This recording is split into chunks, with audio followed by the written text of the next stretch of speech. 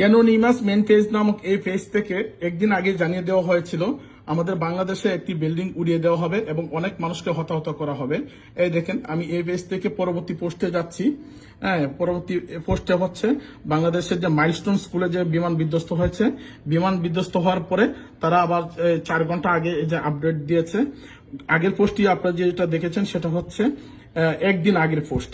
তারা 4 ঘন্টা আগে আপডেট দিয়েছে এবং তাদের পেজে হচ্ছে এরকম অসংখ্য আপডেট আছে। তারা স্বীকার করে নিয়েছে যে তাদের তথ্য সঠিক ছিল। একদিন আগে এই যে মূল পেজটা আপনারা দেখতে পাচ্ছেন, একদিন আগে তারা আগাম সতর্কবার্তা দেওয়া হয়েছিল যে বাংলাদেশে একটা বিল্ডিং উড়িয়ে দেওয়া হবে এবং হচ্ছে ঠিক বাংলাদেশের যে বিমান বাহিনীর যে বিমান বিধ্বস্ত হচ্ছে মাইলস্টোন স্কুলে, সেই মাইলস্টোন স্কুলে বিমান বিধ্বস্ত হওয়ার পরে তারা দেখুন এই যে 4 মিনিট আগে আরো একটি পোস্ট দিয়েছে, তারা pray for those in India and Bangladesh.